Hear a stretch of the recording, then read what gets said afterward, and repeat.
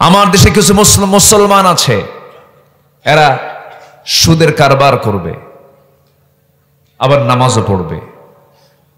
এগুলো তো মনে হয় এলাকায় নাই, রাজশাহীতে আছে। সুদও খায়, আবার সেই সুদখোর আবার মসজিদ কমিটির সভাপতি হয়। আছে নাকি? আছে। অনাবৃষ্টি কেন হবে না? হ্যাঁ, অনাবৃষ্টি হবে না কেন? আমার দাদার আমলে এত ভূমিকম্প হয়নি, এখন মাসে মাসে ভূমিকম্প হয়। ঠিক আছে না?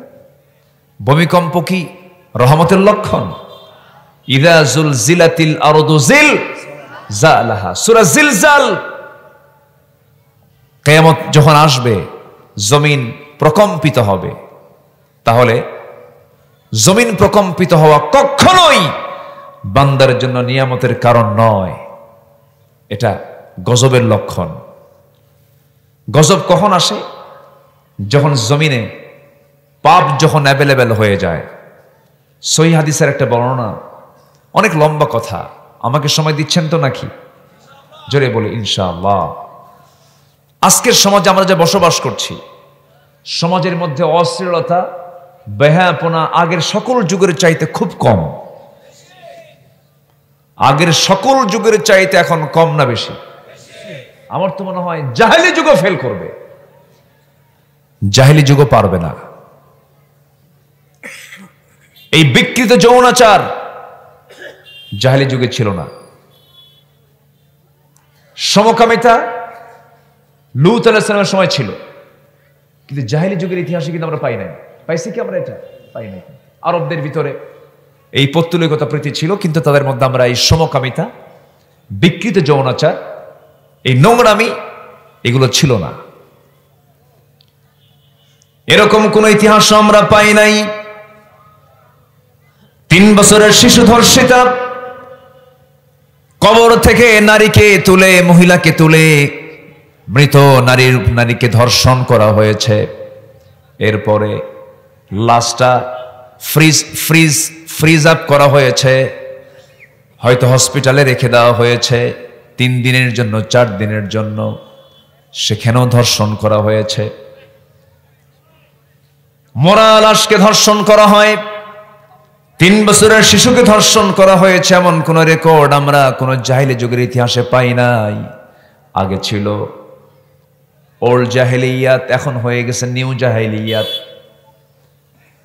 আগের যুগে জীবন্ত সন্তান পুঁতি, জীবন্ত অবস্থায় পুঁতে হত্যা করা হতো, শুধু ভাঙ্গা পাতিলকে কেন্দ্র করে।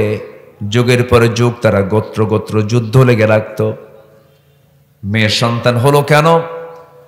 ওই প্রসূতি মা ডেলিভারির যন্ত্রণা যখন শুরু হয়ে যেত, তখন সে করত কি, গর্তের কাছাকাছি চলে, আস্তে করে গর্তের কিনারে গিয়ে বসতো। সন্তান যদি ছেলে হতো কোলে নিয়ে চলে আসতো, মেয়ে হলে পরে জীবন্ত পুঁতে গর্তের মধ্যে ফেলে পাথর চাপা দিয়ে শেষ করে দিত। কিন্তু আজকের যুগে কি হয়? পেটে সন্তান চলে এলো, ডায়াগনস্টিক সেন্টারে চলে গেল, ক্লিনিকে যাওয়ার পর ডাক্তারকে বলে, দেখো তো লিঙ্গ নির্ধারণ করে দাও, ছেলে হলো না মেয়ে হলো। ছেলে হলে পরে সন্তান রেখে দেয়, মেয়ে হলে পরে সেখানে আবর্ষণ করে শেষ করে দেয়। আগে ছিল অফলাইনে হত্যা, এখন হয় অনলাইনে হত্যা। কি লাইনে? এখন অনলাইনে হত্যা হয়। আমি কি ভুল বলতেছি? আমার বন্ধুগণ, অশ্লীলতা, বেহায়াপনাটা এত মারাত্মক আকার ধারণ করেছে। বাবা নিচে দর্শকের কাতারে দাঁড়িয়ে থাকে, ষোড়শী একটা কন্যাকে, ষোড়শী মেয়েকে, 16 বছর 14 বছরের মেয়েটাকে, একটা বেগানা, একটা প্রাপ্তবয়স্ক মেয়েকে মঞ্চের উপরে তুলে দিয়া বাবা তার মেয়েকে বলে, মা তুমি নাচো। মাটা নাচে, মেয়েটা নাচে, বাপ সহ জনগণ হাতের তালি মারে। আছে না নাই? এ রাজশাহী তো আছে না নাই? হাতের তালি তো মারি, আবার মাইক নিয়ে বাপ মেয়ের জন্য দোয়া চায়। মাশাআল্লাহ, সবাই আমার মেয়ের জন্য দোয়া করবেন, সে যেন আরো ভালো করে নাচতে পারে। কিসের জন্য দোয়া চায়? নাচার জন্য দোয়া চায়। এগুলো কি ইমানদারের কাজ? এগুলো কি ইমানদারের কাজ না ফাসেকদের কাজ? ফাসেকরাই তো ফুসুকি কাজ করতে পারে, অশ্লীলতা করতে পারে। আমার রাসূল বলেছেন, তোমরা যখন 5টি বিষয়ে পরীক্ষার সম্মুখীন হবে, তখন আমি আল্লাহর কাছে আশ্রয় প্রার্থনা করছি যেন তোমরা তার সম্মুখীন না হও। বলছেন মুহাম্মদ সাল্লাল্লাহু আলাইহি ওয়াসাল্লাম। আমার রাসূল বলেছেন, যখন জাতির মধ্যে প্রকাশ্যে অশ্লীলতা, বেহায়াপনা যখন ছড়িয়ে পড়বে, তখন সেখানে মহামারী আকারে প্লেগ রোগের প্রাদুর্ভাব হবে। তাছাড়া এমন সব ব্যাধির উদ্ভব হবে যা ইতিপূর্বে তোমরা কখনো শোনো নাই। আমরা কি করোনা নামে কোনো এইরকম জাতীয় কোনো কিছুর আমরা ইতিহাসকে আমরা আগে জানছিলাম নাকি? জানি নাই। এই ভাইরাসটার নামও আমরা জানতাম না। এই যে নতুন নতুন রোগ, নতুন নতুন মহামারী আমরা নিয়মিত দেখতে পেতেছি, এটার জন্য 1 নাম্বার কারণ উল্লেখ করেছেন, সেটা হলো অশ্লীলতা, বেহায়াপনা যখন সমাজে বেড়ে যাবে। এটা তুলে ধরেছেন 1 নম্বরে মুহাম্মদ সাল্লাল্লাহু আলাইহি ওয়াসাল্লাম। ঘটনা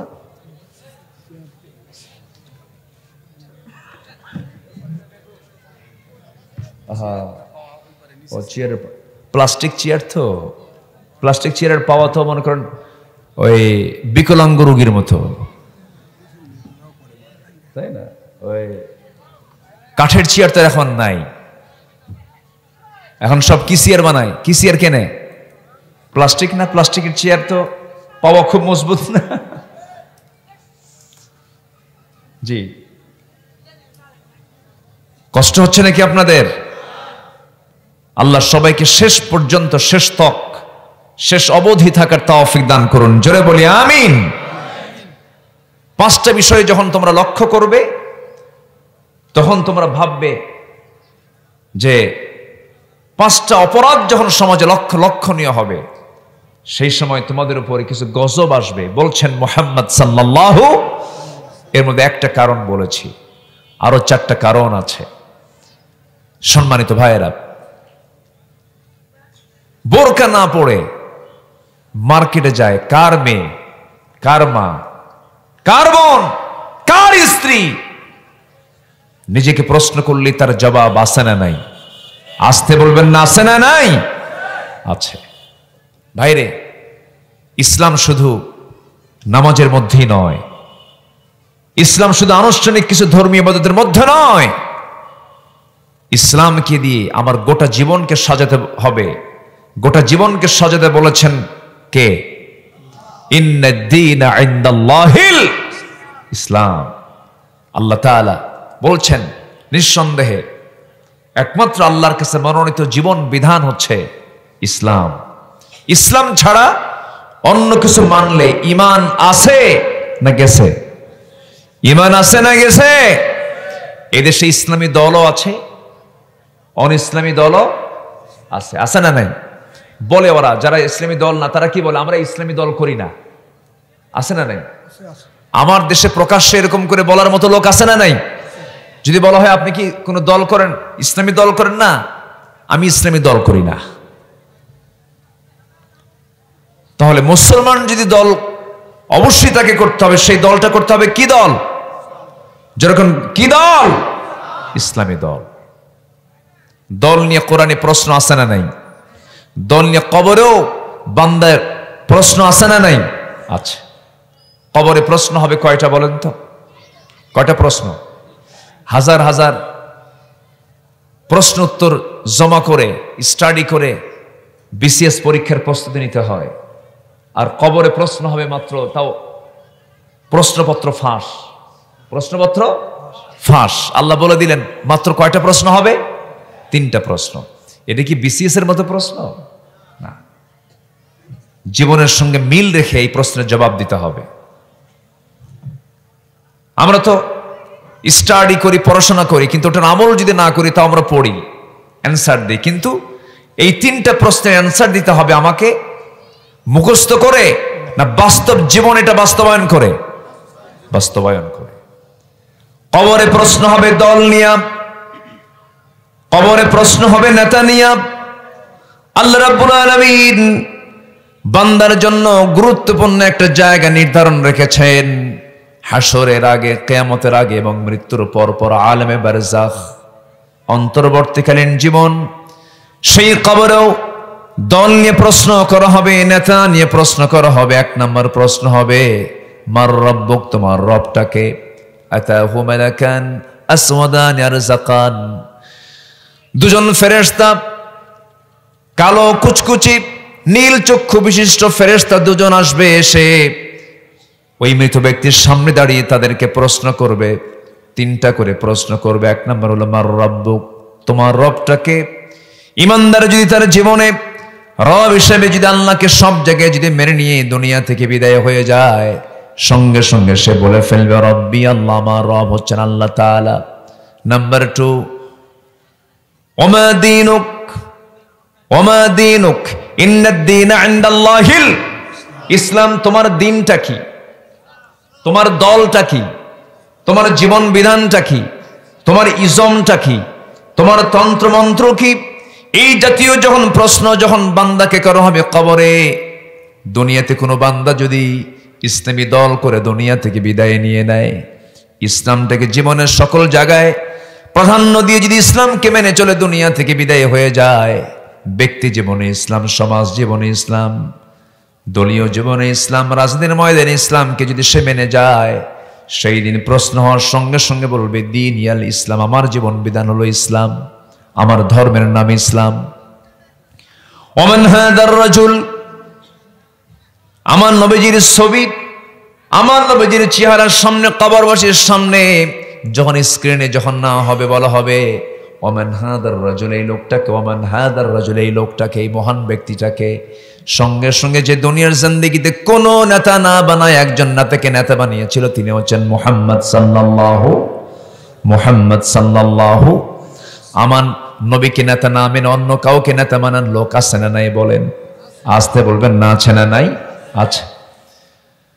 যখন বলা হবে এই লোকটার নাম কি, এই লোকটার পরিচয় কি, সঙ্গে সঙ্গে ওই সমস্ত বান্দা যারা দুনিয়ার জিন্দেগিতে নবীর দল করে দুনিয়া থেকে বিদায় নিয়েছে, নবীর জন্য মার খেয়েছে, নবীর দল করতে গিয়ে মামলা হামলা বরণ শিকার হয়েছে, ওই সমস্ত বান্দাগুলো সেদিন সঙ্গে সঙ্গে বলবে নবিয়ুনা মুহাম্মদ সাল্লাল্লাহু, মুহাম্মদ সাল্লাল্লাহু আলাইহি ওয়াসাল্লাম। এই যে তিনটা প্রশ্নের জবাব হয়ে গেল, প্রথম মঞ্জিল, প্রথম স্টেজ আমি পার হয়ে গেলাম। এই তিনটা প্রশ্নের জবাব যদি কোনো বান্দা দিতে পারে, বাকি মঞ্জিলেও সেই বান্দা নাজাত পেয়ে সোজা জান্নাতে চলে যাবে। যেরকম সুবহানাল্লাহ। আমরা কি কবরে সেই জবাব দিতে প্রস্তুত আছি তো ইনশাআল্লাহ? নামাজ না পড়া, আসতে কয় নামাজ না পড়ে, আমার দেশে নামাজি মুসলমান বেশি না বেনামাজি মুসলমান বেশি? নামাজি না বেনামাজি? বেনামাজি। আল্লাহরে ফাঁকি দেয়, জানেন? আল্লাহকে ফাঁকি দেয়। ওই যে ওই লোকের মতো এক লোক বলে, আল্লাহ আমার বাড়িতে এই ছাগলটা আছে, ছাগলটা পেটে বাচ্চা আছে, আল্লাহ তুমি যদি এই ছাগলটার পেট থেকে যদি সুস্থভাবে যদি 4-5টা বাচ্চা দাও, তুমি যদি ভালো করে সুস্থ অবস্থা আমার 4-5টা বাচ্চা যদি তুমি দিতে পারো, আল্লাহ যাও তোমার প্রথমে একটা উট কুরবানি দেব। কি কথা কি বুঝতেছেন আপনারা? আল্লাহর কাছে চাচ্ছে কি? ছাগলের বাচ্চা। ছাগলের বাচ্চা জন্ম নিলে কি দেবে? কি কুরবানি দেবে? দেবে উট কুরবানি। তো এই দোয়া শুনে আরেকজন বলতেছে, আচ্ছা তুই কি পাগল নাকি? মাত্র ছাগলের জন্য তুই আবার উট কুরবানির নিয়ত করলি কেন? কারে বুঝিস না, ফাঁকি দিয়ে বিয়ান দিচ্ছি। ফাঁকি কাকে দিতে চায়? আজ কাকে ফাঁকি দিতে চায়? সম্মানিত ভাইয়েরা, আজান হয় দিনে কয়বার? আসতে বলবেন না, কয়বার? এই ডাক কি কোনো নেতার ডাক, কোনো ব্যক্তির ডাক, বিশেষ লোকের ডাক? এই ডাকটা মূলত কার? আসতে বলবেন না, কার ডাক? এই ডাকে যে বান্দা না জাগে, সে বান্দাকে আল্লাহ সেদিন মনে রাখবেন না ভুলে যাবেন? আসতে কয়, মনে রাখবেন না ভুলে যাবেন? এটা কি আমার কথা না আল্লাহর কথা? আল্লাহ নিজেই বলছেন আমি তাকে ভুলে যাব। ওয়ালা তাকুনু কাল্লাযীনা নাসুল্লাহ ফানসাহুম আনফুসাহুম। আল্লাহু আকবার। আল্লাহ সেদিন ভুলে যাবেন, উপায় আছে? এবং আল্লাহ তাআলা আরো রাগ করে বলছেন আর এক জায়গায়, কি খেপে গেছেন, কি রেগে গেছেন? এই আয়াতগুলো বান্দা যদি জানতো, বান্দা অন্তত 5টা বার আজান শোনার সঙ্গে সঙ্গে অস্থির হয়ে যেত। আল্লাহ বলছেন ওয়ামান আ'রাদা আন যিকরি ফাইন্না লাহু মাঈশাতান দানকা ওয়া নাহশুরুহু ইয়াওমাল কিয়ামাতি আ'মা ক্বালা রাব্বি লিমা হাশারতানি আ'মা وقد كنت بصيرا قال كذلك أتتك آياتنا فنسيتها وكذلك اليوم تنسى الله أكبر আল্লাহ রাব্বুল আলামিন বলেন, বান্দারে এই দুনিয়ার জিন্দেগিতে যে বান্দা আমাকে, আমার স্মরণ থেকে যে বান্দা নিজেকে গুটিয়ে রাখবে, আমাকে যে ভুলে যাবে, আমিও তাকে ভুলে যাব। এবং শক্ত কথা আল্লাহ বলেন, আমি তাকে কিয়ামতের দিন আমি তাকে কানা করে তুলব, অন্ধ করে তুলব, চোখে দেখবে না বান্দা। সেদিন ওই সমস্ত বান্দাগুলো বলবে, আল্লাহ লিমা হাশারতানি আ'মা ওয়া ক্বাদ কুনতু বাসীরা। যারা আরবি বোঝেন, আরবি যারা অর্থ বোঝেন, কোরআন যারা বোঝেন, দেখেন একদম সোজা কথা, শাব্দিক অর্থ। সেদিন বান্দা বলবে, আল্লাহ আমার তো চোখ ভালোই ছিল দুনিয়াতে, আমি তো চক্ষুওয়ালা ছিলাম, আমাকে অন্ধ করে কেন তুললা? আল্লাহ বলবেন, ও বান্দা আমি তোর সামনে কি আয়াতগুলো দেই নাই? আমার নিদর্শনগুলো তুই দেখিস নাই? তুই আমাকে গুটিয়ে রেখেছিস, আমাকে ভুলে গেছিস, আমিও তোকে আজকে ভুলে গেলাম। আল্লাহ যদি ভুলে যান উপায় আছে? আল্লাহ যদি ভুলে যান উপায় আছে? আল্লাহ ভুলবেন না আমাকে, আমি কার ডাকে সাড়া দেব? আসতে বলবেন না, কার ডাকে সাড়া দেব? কয় ওয়াক্ত? আসতে বলবেন না, কয় ওয়াক্ত? ইয়ারলি, ইয়ারলি, মান্থলি কি উইকলি, বাৎসরিক, মাসিক, সাপ্তাহিক না দৈনন্দিন? কয়বার? আসতে বলবেন না, কয়বার? 5 বার। আল্লাহ আমার জন্য 5 বার তাকে ডাকাকে ফরজ করে দিয়েছেন। যদি আমরা 5 ওয়াক্ত নামাজটাকে রেগুলার করি, বান্দার আল্লাহর রহমতের আওতায় এসে চলে আসলো, বলি আলহামদুলিল্লাহ। কিন্তু আমার দেশে নামাজ তো পড়েই না, আবার বুক উঁচু করে নামাজ আমার না থাক, ইমান কি আমার নাই? এরকম বলার লোক আছে না নাই? আছে। আমার মনে হয় আমার কথাগুলো বুঝতে আপনাদের কষ্ট হচ্ছে মনে হয়। একটা লোক নড়বেন না, যদি আপনার পাশে থেকে উঠতে চায় শক্ত করে বসায় দিবেন, একটু বসায় দিয়েন। হয় কি, শয়তান সবচেয়ে বেশি কাজ করে হলো কোরআনের বৈঠকে। আমি এটা লক্ষ্য করে দেখেছি। কারণ জাতি যদি, বান্দা যদি কোরআন বসে, শয়তান তাকে ঠকাতে পারে না। শয়তান জ্ঞানী মানুষকে কখনো ঠকাতে পারে না। এজন্য মাহফিলে মনে হয় শয়তান আসে না, নাকি? আসতে কয়, আসে কি আসে না? আসে। মাহফিলে বসে যদি আপনি মজা না পান, তাহলে বুঝতে হবে নামাজের পিছনে ইক্তেদা করতে নিয়ে যদি আপনি মজা না পান, তাহলে বুঝতে হবে শয়তান আপনাকে ওয়াসওয়াসা দিচ্ছে। এটা মাথায় রাখতে হবে। একটু বসেন, একটু মনোযোগ দিয়ে আমরা কথাগুলো শুনি। আমি যেখান থেকে তেলাওয়াত করেছি, আল্লাহ রাব্বুল আলামিন এখানে আল্লাহর আনুগত্য এবং নবীর আনুগত্যের পর প্রকৃত মুমিনদের কিছু চিত্র তুলে ধরেছেন, তাদের কিছু লক্ষণ তুলে ধরেছেন। ধরেন আপনি কোনো ঘরের মধ্যে ঢুকে যদি দেখেন এখানে গোবর, এখানে গোবর, এখানে গোবর, আপনি ওটাকে কি কারো মানুষের বেডরুম বলবেন না গরুর ঘর বলবেন? গোয়াল ঘর। কারণ গোয়াল ঘরে কি থাকে? গোবর থাকে। গোবর এখানে ওখানে পড়ে থাকে, মানে এটা কিসের ঘর?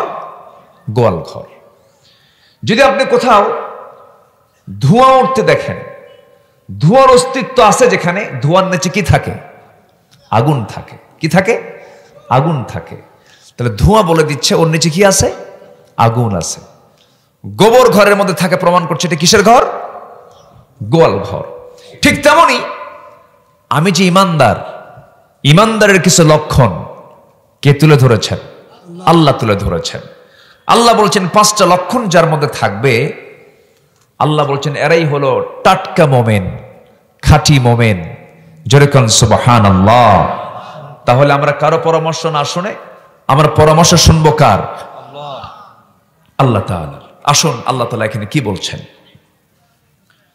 আল্লাহ রাব্বুল আলামিন বলেন, ইন্নামাল মুমিনুনা আল্লাযীনা ইযা যুকিরাল্লাহু ওয়াজিলাত কুলুবুহুম ওয়া ইযা তুলিয়াত আলাইহিম আয়াতুহু যাদাতুহুম ঈমানাও ওয়া আলা রাব্বিহিম ইয়াতাওয়াক্কালুন।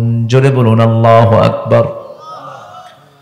আল্লাহ রাব্বুল আলামিন বলেন, নিঃসন্দেহে মুমিন তারাই আল্লাযীনা যারা ইযা যুকিরাল্লাহ, যখন ওই বান্দার সামনে যখন আল্লাহর জিকির করা হয়, আল্লাহর নামটাকে যখন উচ্চারণ করা হয়, স্মরণ করা হয়, ওয়াজিলাত কুলুবুহুম, ইমানদার বান্দার মধ্যে আল্লাহর ভয়ে তার দিলটা কম্পমান হয়।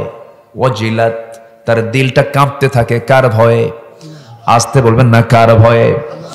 আমার বন্ধুগণ, যে বান্দার দিলের মধ্যে আল্লাহর ভয় থাকবে, সেই বান্দার দিলে কখনো শয়তান ওয়াসওয়াসা দিতে পারে না। শয়তান কখনো কলবের ভিতরে ঢুকতে পারে না, কারণ কলব তো আল্লাহই চালান। ইয়া মুকাল্লিবাল কুলুব সাব্বিত কলবি আলা দীনিক। সূরা নাস আমাদের সবার জানা আছে, যারা পারেন ঠোঁট মিলিয়ে বলুন, কুল আউযু বিরাব্বিন নাস মালিকিন নাস ইলাহিন নাস মিন শাররিল ওয়াসওয়াসিল খান্নাস আল্লাযী ইউওয়াসওয়িসু ফি কুলুবিন নাস। কি হবে বলেন? কুলুবিন নাস না সুদুরিন নাস? সুদূর। সুদূর হচ্ছে কলবের দরজা, কলবের দরজা। কলবটার দরজা হচ্ছে সুদূর। আল্লাহ তাআলা কুলুব বলতে পারতেন, কুলুব বলেননি, কারণ কুলুব একমাত্র আল্লাহ যারা নিয়ন্ত্রিত। ইয়া মুকাল্লিবাল কুলুব সাব্বিত কলবি আলা দীনিক। কলবের দরজা হচ্ছে সদর, এই বুক। এখানে এসে ওয়াসওয়াসা আল্লাযী ইউওয়াসওয়িসু ফি সুদুরিন নাস, মানুষের বক্ষে এসে একটা ধাক্কা মারে। কি মারে? ধাক্কা মারে। তাহলে কলবটা কোথায়? হ্যাঁ, এই জায়গায় না? এই জায়গায় কিনা? এখন তো আবার কি ওয়াজটা শুনি মাঝে মাঝে, কে কি উল্টা পাল্টা একটু গবেষণা বলে কলব নাকি মাথায় থাকে। কি উল্টা পাল্টা শুনি এগুলো। আবার বলে কলবটা মাথায়, অথচ আমার রাসূল বলে দিচ্ছেন আত্তাকওয়া হা হুনা, আত্তাকওয়া হা হুনা আল্লাযী ইউওয়াসওয়িসু ফি সুদুরিন নাস। কলবের দরজা হলো কি? সুদূর। আমার কথায় কি আপনাদের কষ্ট হচ্ছে কিনা জানি না। আমার কথার মধ্যে একটু রসকস কম। আমি কিছু একটু ব্যাখ্যা না দিলে, কোরআন হাদিসের একটু কথা না বললে কেমন হয় বলেন? তাফসীর মাহফিল নাম তো, একটু কথা তো বলতে হবে। কষ্ট হচ্ছে না তো আপনাদের? বলি আলহামদুলিল্লাহ। সম্মানিত ভাইয়েরা, তাহলে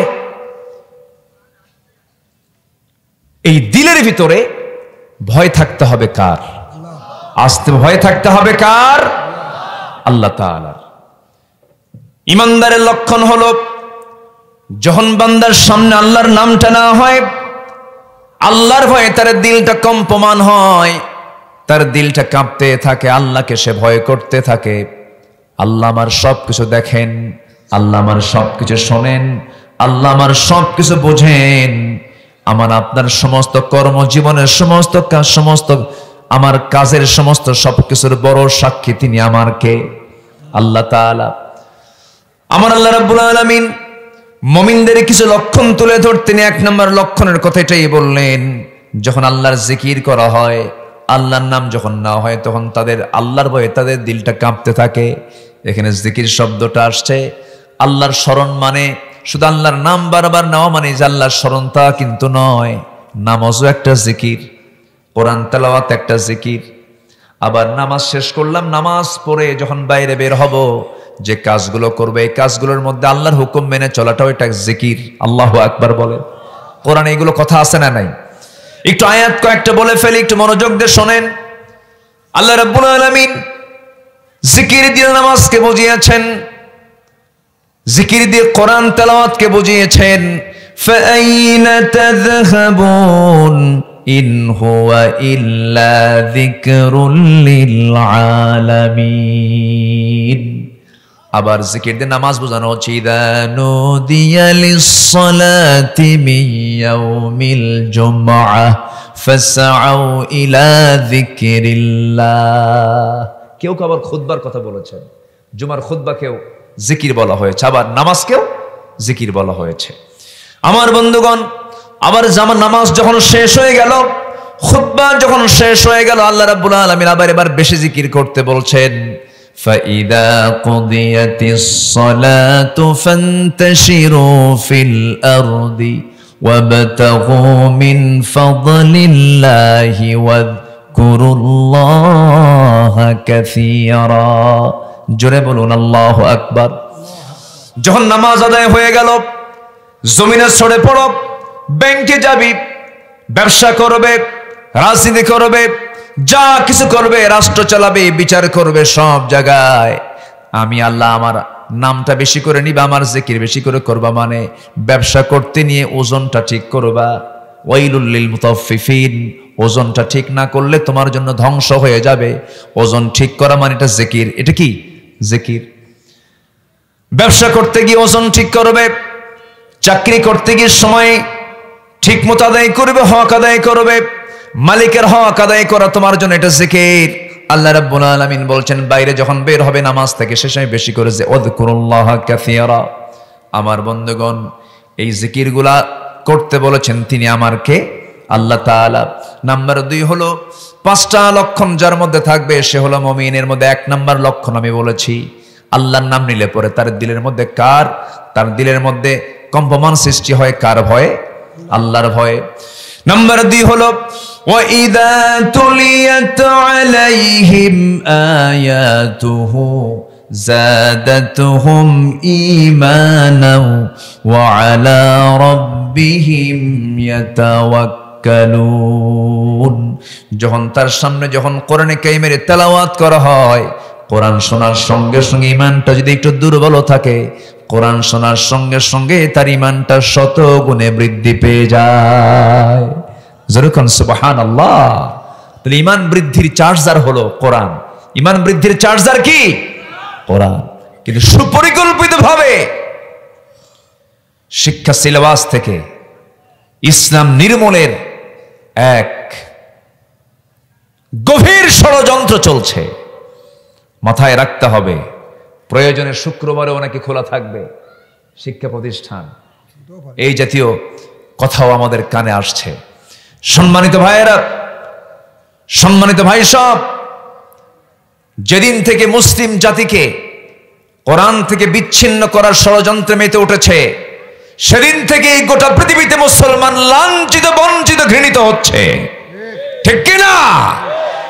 আজকে যদি মুসলিম জাতির সম্পর্ক যদি এই কিতাবের সঙ্গে থাকতো, গোটা পৃথিবীর নেতৃত্ব, কর্তৃত্ব আজকে মুসলমানদের হাতেই থাকতো। আমি কি ভুল বলছি? সম্মানিত ভাইয়েরা, সম্মানিত বন্ধুগণ, আজকে ইসলাম কিতাবের মধ্যে চলে গেছে, মুসলমান কবরের মধ্যে চলে গেছে। আজকে নামাজি বেনামাজির নেতৃত্ব মানে। আজকে একজন আলেম বেনামাজি দুনিয়ার মতবাদে বিশ্বাসী নেতার পিছনে গিয়ে পা চাটে। আসতে বলেন কেন? আসতে বলেন কেন? আছে না নাই? আবার এমনও আলেম আছে হাসতে হাসতে ফাঁসির মঞ্চে চলে যায়, বাতিল শক্তির কাছে মাথা নত করে না। আছে না নাই? আছে না নাই? সম্মানিত ভাইয়েরা, সম্মানিত বন্ধুগণ, আজকে যদি মুসলিম 56টি মুসলিম রাষ্ট্র যদি আজকে যদি একটা প্ল্যাটফর্মে আসতো, 180 কোটি মুসলমানের দুনিয়া, মাত্র 1 কোটি ইহুদি আল্লাহর দেওয়া নাম মুসলমানদের প্রথম কিবলা বাইতুল আকসাকে তারা অবরুদ্ধ করার সাহস পেত না। আমি কি ভুল বলছি? কিন্তু আজকে মুসলমানকে এক না বিভক্ত? বলেন, এক না বিভক্ত? শুধু কি বিভক্ত না, শততা বিভক্ত, বিভিন্ন ভাগে বিভক্ত হয়ে আছে আজকে মুসলমান। আজকে ইহুদিরা মুসলিম পরিবারের মেয়েদেরকে উলঙ্গ করে ঘর থেকে বের করে দিয়েছে। আজকে আমার দেশে মিস বাংলাদেশি কম্পিটিশন হয়, সুন্দরী কম্পিটিশন হয়, সেই কম্পিটিশনে মার্কিং করা হয়। মার্ক দেখে, নাম্বার দেয় বিচারক, ওর মাথা থেকে পা পর্যন্ত দেখে। এটা কি ইসলাম কখনো অ্যালাউ করতে পারে? এই জাতীয় নোংরা কাজ হলে কি সমাজে এই জনপদে রহমত হবে না গজব হবে? রহমত হবে না গজব হবে? গজব হবে। যখন বেহায়াপন অশ্লীলতা যখন বাড়বে, তখন মহামারী ঘটবে। বলেছেন আজ থেকে 1500 বছর আগে মুহাম্মদ সাল্লাল্লাহু আলাইহি ওয়াসাল্লাম। আসেন দোয়া করে দিই, দোয়া করে দিই নাকি? এই যে উঠে যাচ্ছে যে,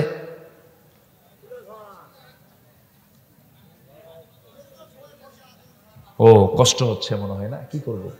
দোয়া করে দেব? না, চালাবো চালাবো, জোরে বলি ইনশাআল্লাহ। একটু বসেন ভাই। হয় কি আমাদের ক্লাসটা হয় শেষ ক্লাস, বুঝলেন? লেখা থাকে প্রধান বক্তা, কিন্তু হয়ে যায় মাহফিলে শেষ বক্তা। খুব কঠিন। পেশাবের চাপ, বিড়ি খাওয়ার চাপ, ঘুমের চাপ, বাড়ি যাওয়ার চাপ, সব চাপে আমি মহাচাপ। কি করব? এটা আবার টিকটক হয়ে যাবে না? হ্যাঁ, এই তো ক্যামেরা ট্যামেরা আছে, এগুলো বেশি কিছু করবেন না। আচ্ছা, নাম্বার 2, যখন কোনো জাতি ওজন এবং পরিমাপে কারচুপি করবে, তখন তাদের উপরে নেমে আসবে দুর্ভিক্ষ, কঠিন বিপদ মুসিবত। নবীজির কথা কি ব্যাঠিক না আজকের সমাজ এখন সঠিক? ব্যাঠিক না সঠিক?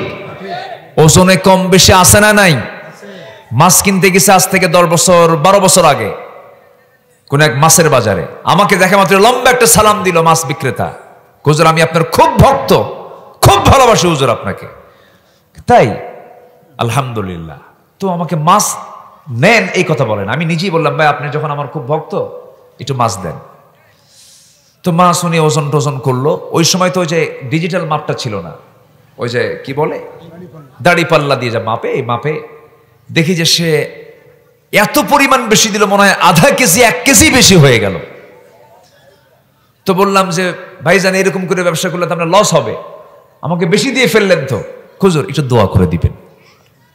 তো আমি দাম টাম দিয়া মাছটা নিয়ে এসে পরে আমি আরেক দাড়ি পাল্লায় তুলে দেখি আরো ½ কেজি নাই, আরো ½ কেজি নাই। তাহলে এমন দোয়া চাইলো, এখন কি দোয়া হয় না বদদোয়া হবে? কম। এই হলো জাতির দশা। ওজনে কম দিলে চালাক মনে করে। ওজনে কম দিলে কি মনে করে? চালাক। ওজনে যে কম দেয় সে কি চালাক না ধোঁকাবাজ? ধোঁকাবাজ। তখন দুর্ভিক্ষ চলে আসে। রাসূল নাম্বার 3 বললেন, যখন কোন জাতি যাকাতকে জরিমানা মনে করবে, যাকাত আদায় করবে না, দান সদকা কমিয়ে দেবে, ধনী মানুষগুলো যখন কৃপণ হয়ে যাবে, তখন আসমান থেকে বৃষ্টি বর্ষণ বন্ধ হয়ে যায়। যাকাত তো দেয় সমাজে। আজকে যাকাত চালু আছে না সুদ চালু আছে? সুদ চালু আছে। এই কথাগুলো আপনি শুধু শুনছেন না, কথাগুলো প্রযুক্তির কল্যাণে মিডিয়ার সব জায়গায় রেকর্ড হয়ে যাচ্ছে। গোটা দুনিয়া কালকে সাপ্লাই হয়ে যাবে, কোটি কোটি মানুষ শুনবে, দেখবে। এগুলো খুব গুরুত্বপূর্ণ হাদিস কিন্তু বলছি আপনাদেরকে। ইবনে মাজাহ শরীফের হাদিস, সিয়াসিত্তার হাদিস। আমার নবীজি 1 নাম্বার বললেন, যখন অস্থিরতা বেড়ে যাবে, মহামারী রোগের প্রাদুর্ভাব হয়ে যাবে, যখন ওজনে কম বেশি হবে, ওজন কম বেশি হওয়ার জন্য দুর্ভিক্ষ চালু হয়ে যাবে, যখন জাতি যাকাত দেবে না, দান সদকা কমায় দেবে, সেই সময় বৃষ্টি বর্ষণ বন্ধ হয়ে যাবে। ভূপৃষ্ঠের যদি চতুষ্পদ জন্তু আর নির্বাক প্রাণী যদি না থাকতো, আল্লাহ কোনোদিন এই জমিনে বৃষ্টি নাজিল করতেনই না। নাম্বার 4 হলো, যখন কোন জাতি আল্লাহ এবং রাসূলের আনুগত্য বাদ দিয়ে অঙ্গীকার ভঙ্গ করে, আল্লাহ তাদের উপরে বিজাতীয় দুশমনদের ক্ষমতাসীন করে দেন। আজকে আমাদের উপরে মাথা চাড়া দিয়ে উঠেছে ইহুদির বাচ্চারা, খ্রিস্টানের বাচ্চারা, ঠিক কিনা বলেন? এর কারণ হলো আমরা নিয়ম ভঙ্গ করেছি কার? আইন ভঙ্গ করেছি কার? আল্লাহ তাআলার। নাম্বার 5, অনেক লম্বা কথা ছিল, আস্তে আস্তে করে বলে আবার ওই মূল আলোচনার দিকে আস্তে আস্তে চলে যাচ্ছি। নাম্বার 5 হলো, তোমাদের শাসকবর্গ, তোমাদের নেতাবর্গ, দেশ যারা চালায়, সমাজ যারা চালায়, ওই সমস্ত শাসকবর্গ যখন আল্লাহর কিতাব মোতাবেক যখন মীমাংসা করবে না, আল্লাহর কিতাব দিয়ে যখন বিচার কার্য ফয়সালা করবে না, আল্লাহর নাজিলকৃত বিধানকে যারা গ্রহণ করবে না, আল্লাহ তখন তোমাদের মধ্যে পরস্পরে যুদ্ধ লাগায় দিবেন। যুদ্ধ মনে হয় নাই? আমার দেশে একই দল, দলের মধ্যে দলীয় দ্বন্দ্ব, কুত্তা গ্রুপ, শিয়াল গ্রুপ। আসতে কয়, এটা কুত্তা গ্রুপ আর এটা কি গ্রুপ? শিয়াল গ্রুপ। মারামারি আছে না নাই? আছে। তাহলে এগুলো কেন হচ্ছে, কি জন্য হচ্ছে? আজ থেকে 1500 বছর আগে এটাকে নির্দিষ্ট করে সব কারণগুলো বুঝিয়ে দিলেন মুহাম্মদ সাল্লাল্লাহু। তাহলে এইগুলো হাদিস থেকে আমাদের শিক্ষা নেওয়ার দরকার আছে না নাই? আছে। আমার বন্ধুগণ, সবাই আমরা দুনিয়া থেকে বিদায় নেব ভাই। 1 নাম্বার হলো, সবাইকে ভুলে গেলেও আল্লাহকে ভোলা যাবে না। আল্লাহর নামটা ঘন ঘন আমরা মুখে নেব। আজান শোনার সঙ্গে সঙ্গে হাইয়া আলাস সালাহ, মসজিদের দিকে রওনা দিয়ে দেব। যখন কোনো বান্দা আজান শোনার সঙ্গে সঙ্গে সুন্দর করে নামাজের নিয়তে ওযু বানায়, হাতের সুগরা গুনাহগুলো তার মাফ হয়ে যায়। বান্দা যখন পায়ে হেঁটে হেঁটে মসজিদের দিকে রওনা দিয়ে দেয়, প্রত্যেকটা কদমে কদমে 10টা করে নেকি তার আমলনামায় লেখা শুরু হয়ে যায়। যখন কোনো বান্দা নামাজের জন্য যখন মুসাল্লায় দাঁড়িয়ে যায়, ইমামের পিছনে যখন দাঁড়িয়ে যায়, নামাজ যখন শুরু করে ফেলে, যখন সে সূরা ফাতিহা যখন বলা শুরু করে, আলহামদুলিল্লাহি রাব্বিল আলামিন, আল্লাহর সঙ্গে সঙ্গে জবাব দেন, হামিদানি আবদি, বান্দা তুই আমার প্রশংসা করলি। আর রহমানির রহিম যখন বলে, আল্লাহ বলেন আসনা আলাইয়া আবদি। বান্দা যখন বলে নাম্বার 3 আয়াত, মালিক ইয়াউমিদ্দিন, আল্লাহ বলেন মাজ্জাদানি আবদি। এরপরে বান্দা যখন বলে ইয়াকা না'বুদু ওয়া ইয়াকা নাস্তাঈন, শেষ আল্লাহ বলেন হাযা বাইনি ওয়া বাইনা আবদি। এরপরে গায়রিল মাগদুবি আলাইহিম ওয়ালাদ-দাল্লিন পর্যন্ত যখন বান্দা বলে, আল্লাহ বলেন বান্দারে, নামাজের মধ্যে এতক্ষণ ধরে তুই যা যা চাইলি সমস্ত চাও আমি কবুল করলাম। এবার যখন বান্দা যখন নত শিরে যখন রুকুতে চলে যায়, আল্লাহ তখন সঙ্গে সঙ্গে অস্থির হয়ে যান। যখন সেজদায় চলে যায়, সেই সময় আল্লাহ তাআলা সব ফেরেশতাকে ডাক দিয়ে বলেন, ও দুনিয়া, ও সমস্ত ফেরেশতারা, দেখো তোমরা বলেছিল আয়াসফিকুদ্দিমা ওয়া ইয়াসফিকুদ্দিমা ওয়া নাহনু নুসাব্বিহু বিহামদিকা ওয়া নুকদ্দিসু লাক। দেখো তো এই ফিতনার দুনিয়া বান্দাগুলো আমাকে খুশি করার জন্য কেমন করে সেজদা দেয়। এই সমস্ত বান্দা আমারে দেখে নাই, আমার রাসূলকে দেখে নাই, কোরআনকে বিশ্বাস করেছে, হাদিসকে বিশ্বাস করে আমাকে খুশি করার জন্য রুকু করলো, সেজদা দিল। এই সমস্ত বান্দার তামাম জিন্দেগীর সমস্ত গুনাহগুলোকে মাফ করে দিয়া এদের জন্য আমি আল্লাহ জান্নাতের বাজেট পাস করে দিলাম। জোরে কোন সুবহানাল্লাহ। উলাইকা হুমুল ওয়ারিসুন আল্লাযীনা ইয়ারিসুনাল ফিরদাউসা হুম ফিহা খালিদুন।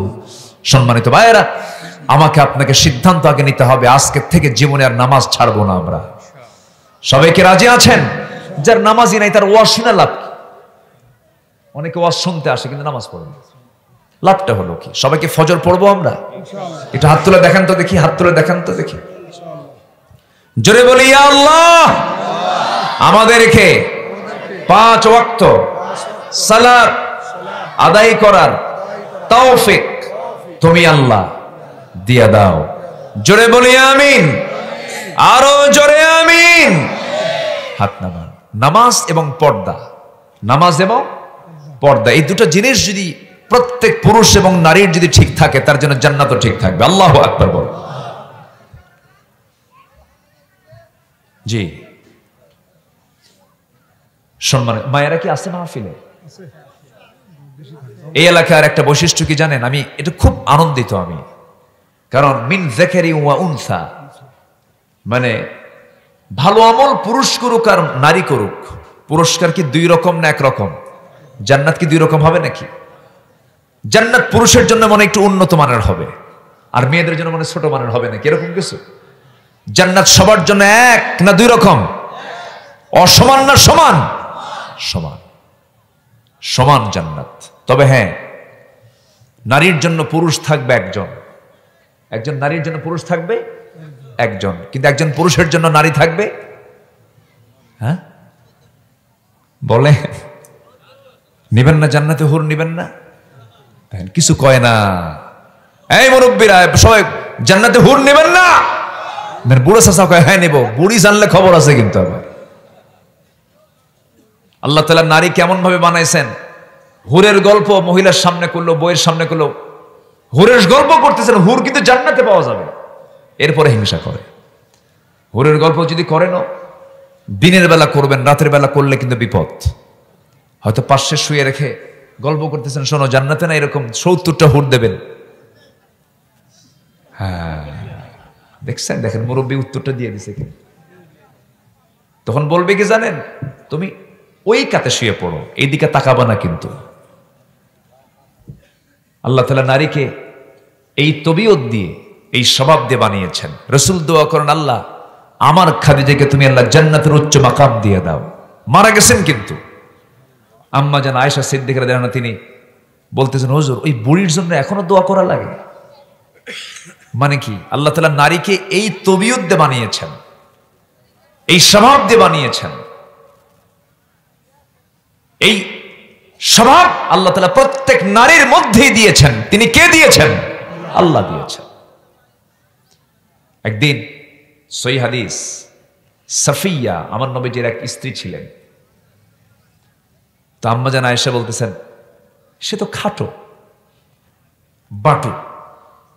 রাসূল বললেন, তোমার লাকাদ কুলতি, তুমি যে কথাটা বলেছ, এটা যদি দরিয়ার পানিতে যদি এটাকে যদি ছেড়ে দেওয়া হতো, লামাজাজাতহু, দরিয়ার পানির দুর্গন্ধে পচে যেত। তো মেয়েরা এই সতীনের ক্ষেত্রে, এটার ক্ষেত্রে একটু আপোষহীন, তারা